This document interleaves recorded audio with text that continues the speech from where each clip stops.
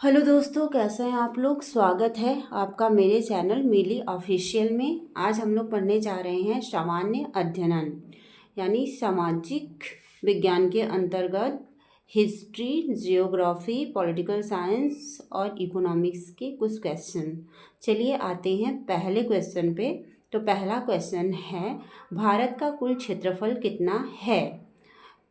Option ये ए है लगभग 3.3 मिलियन वर्ग किलोमीटर, लगभग 2.3 मिलियन वर्ग किलोमीटर, लगभग 3.8 मिलियन वर्ग किलोमीटर। उपयुक्त में से एक से अधिक, उपयुक्त में से कोई नहीं। तो हमारा सही ऑप्शन है ऑप्शन नंबर ए, लगभग 3.3 मिलियन वर्ग किलोमीटर। अगर इसकी जगह लगभग 3.28 मिलियन वर्ग किलोमीटर होगा तो भी वो सही होगा, क्योंकि भारत का जो क्षेत्रफल है वो 32,87,263 वर्ग किलोमीटर है। ठीक है, तो जो आएगा उस हिसाब से करिएगा। दूसरा क्वेश्चन है, नर्मदा नदी का उद्गम स्थल कहाँ है।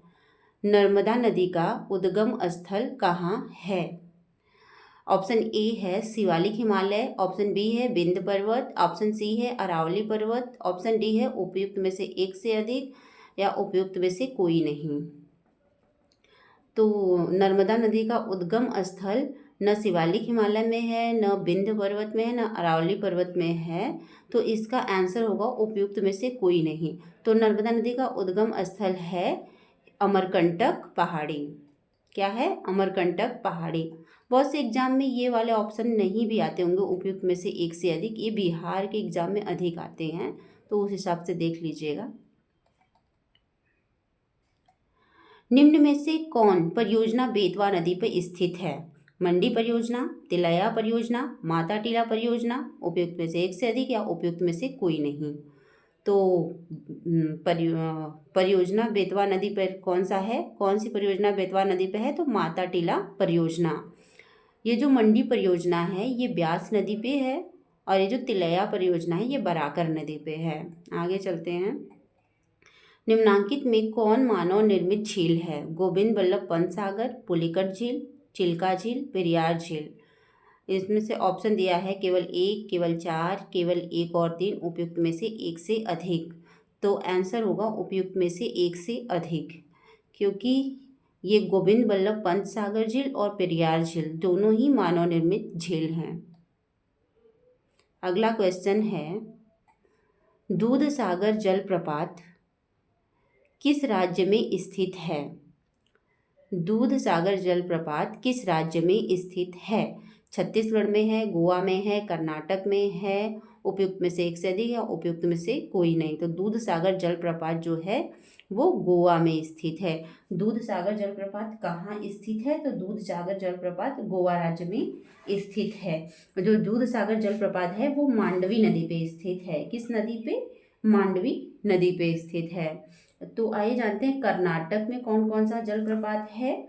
तो कर्नाटक में जो जलप्रपात हैं वो है गोकाक जलप्रपात, शिव समुद्रम जलप्रपात, कुंचिकल जलप्रपात।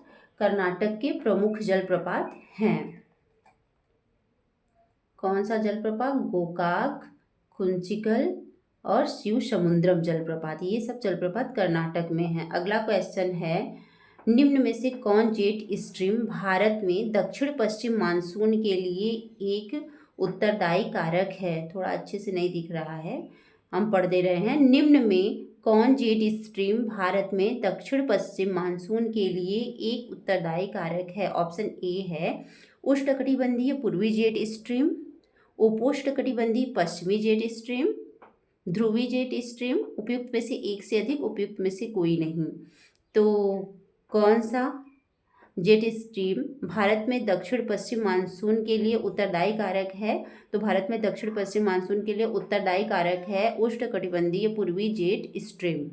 कौन सा है? उष्णकटिबंधीय पूर्वी जेट स्ट्रीम। अगला क्वेश्चन है, भारत में सबसे अधिक भू क्षेत्र पर कौन सी मृदा पाई जाती है। भारत में सबसे अधिक भू क्षेत्र पर कौन सी मृदा पाई जाती है? जलोढ़ मृदा है, लाल मृदा, काली मृदा, उपयुक्त में से एक से अधिक या उपयुक्त में से कोई नहीं। तो भारत में सबसे अधिक भू क्षेत्र पर पाई जाने वाली जो मृदा होती है वो जलोढ़ मृदा होती है। लगभग 40% भूभाग पे भारत के जलोढ़ मृदा पाई जाती है। काली मिट्टी को रेगुर मिट्टी भी कहते हैं। चलिए क्वेश्चन नंबर 38 आते हैं। निम्नांकित में कौन बहुउद्देशीय परियोजना महाराष्ट्र राज्य में स्थित है? महाराष्ट्र राज्य में कौन सी बहुउद्देशीय परियोजना स्थित है? दुलहस्ती परियोजना, कोयना परियोजना, पोंग परियोजना, उपयुक्त में से एक से अधिक, उपयुक्त में से कोई नहीं। तो महाराष्ट्र में कौन सी बहुउद्देशीय परियोजना स्थित है? तो महाराष्ट्र में कोयना परियोजना स्थित है। कौन सी परियोजना स्थित है महाराष्ट्र में? कोयना परियोजना। और ये जो दुलहस्ती परियोजना है वो चेनाब नदी पर जम्मू कश्मीर राज्य में स्थित है। कौन सी? दुलहस्ती परियोजना चेनाब नदी पे जम्मू कश्मीर राज्य में स्थित है। पोंग परियोजना जो है वो पोंग परियोजना ब्यास नदी पर हिमाचल प्रदेश में स्थित है। कहाँ पोंग परियोजना? ब्यास नदी पर हिमाचल प्रदेश में। दुलहस्ती परियोजना कहाँ? इसे चेनाब नदी पर, और ये ब्यास नदी पर स्थित है। शिवालिक पर्वत श्रेणी की उपस्थिति बिहार के किस ओर है? अगला क्वेश्चन है, शिवालिक पर्वत श्रेणी की उपस्थिति बिहार के किस ओर है? दक्षिण पूर्व में, दक्षिण पश्चिम में, उत्तर पश्चिम में, उपयुक्त में से एक से अधिक, उपयुक्त में से कोई नहीं। तो शिवालिक पर्वत श्रेणी की उपस्थिति बिहार के उत्तर पश्चिम राज्य में है। ऑप्शन सी सही होगा, उत्तर पश्चिम की ओर। अगला क्वेश्चन है, पावना विद्रोह कब हुआ था? पावना विद्रोह कब हुआ था? 1820 से 23 ईस्वी, 1873 से 76 ईस्वी, 1895 से 98 ईस्वी, उपयुक्त में से एक से अधिक या उपयुक्त में से कोई नहीं। तो पावना विद्रोह हुआ था 1873 से 76 ईस्वी। पावना विद्रोह कब हुआ था? 1873 से 76 ईस्वी। ये विद्रोह जो है जमींदारों के विरुद्ध किसानों का विद्रोह था। और इसके जो मुख्य नेता थे ईशान चंद्र राय थे। कौन थे? ईशान चंद्र राय। इस विद्रोह के लोगों का एक प्रमुख नारा था, वो था हम रानी और सिर्फ महारानी के रैयत होना चाहते हैं। इस विद्रोह का प्रमुख नारा क्या था?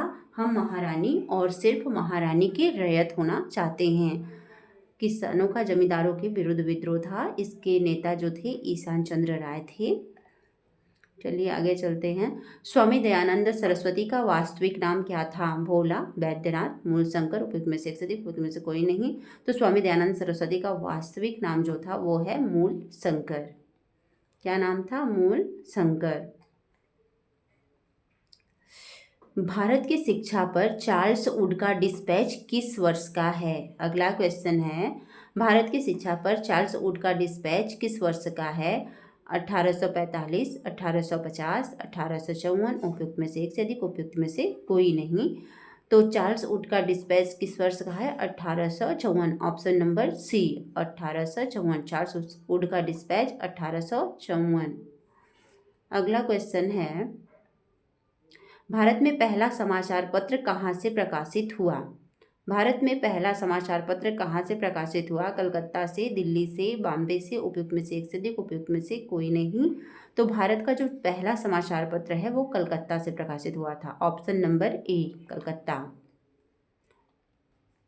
किसके द्वारा, अगला क्वेश्चन है, किसके द्वारा लंदन में इंडियन होम रूल सोसाइटी स्थापित किया गया था?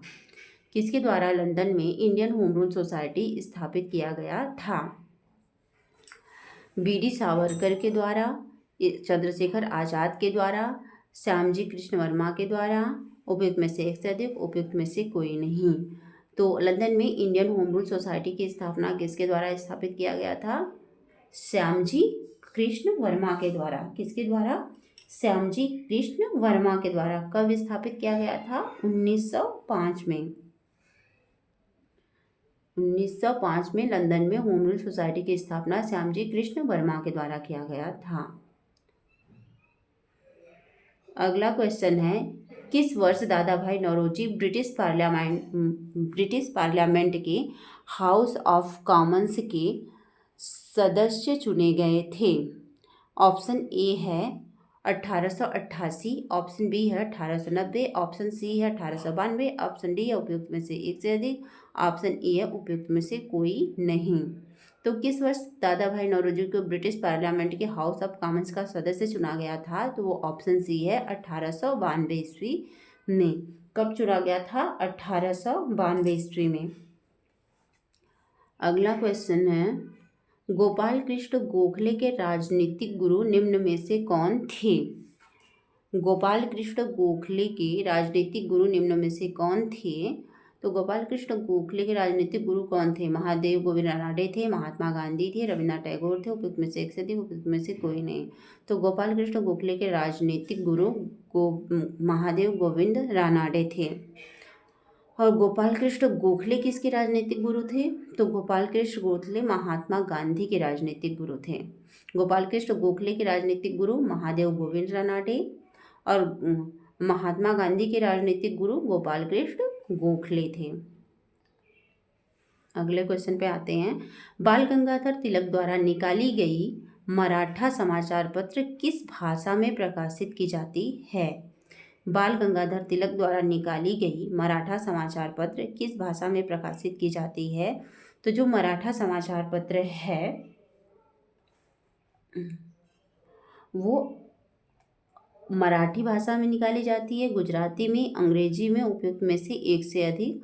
तो बाल गंगाधर तिलक द्वारा निकाली गई मराठा समाचार पत्र वो अंग्रेजी में निकाली गई थी। बाल गंगाधर तिलक एक मराठा समाचार पत्र और एक केसरी, जो केसरी समाचार पत्र है वो मराठी में निकाली थी और जो मराठा समाचार पत्र है वो अंग्रेजी में निकाला गया था। तो इसका आंसर हो गया ऑप्शन नंबर सी। 49 क्वेश्चन है, भारतीय संविधान में भाग 9 ख किस संविधान संशोधन अधिनियम सन 2011 से अंत स्थापित हुआ है? तो किस संविधान संशोधन अधिनियम के द्वारा 9 ख को अंत स्थापित किया गया है? तो 92वां संविधान, 94 या 97, उपयुक्त में से एक से अधिक, उपयुक्त में से कोई नहीं। तो इसका सही आंसर है 97वां संविधान संशोधन सन 2011 के द्वारा, option number C. Last question है, आज का लास्ट क्वेश्चन है, भारत में पंचवर्षीय योजना के इतिहास में किस अवधि को पहली योजना अवकाश के रूप में दर्शाया जाता है? भारत में पंचवर्षीय योजना के इतिहास में किस अवधि को पहली योजना अवकाश के रूप में दर्शाया जाता है? ऑप्शन है 1956 से 1958 ईस्वी तक, दूसरा है 1966 से 1970 ईस्वी तक, 1990 से 1992 ईस्वी तक, उपयुक्त में से एक से अधिक, उपयुक्त में से कोई नहीं। तो इसका आंसर होगा उपयुक्त में से कोई नहीं, क्योंकि यहाँ 1966 से 70 दिया है, जबकि आंसर है 1966 से 69, यानी 1966 से 1969 तक। तो इसका आंसर होगा उपयुक्त में से कोई नहीं। धन्यवाद दोस्तों। इसी तरह की और वीडियो देखने के लिए मेरे चैनल को लाइक करिए, सब्सक्राइब करिए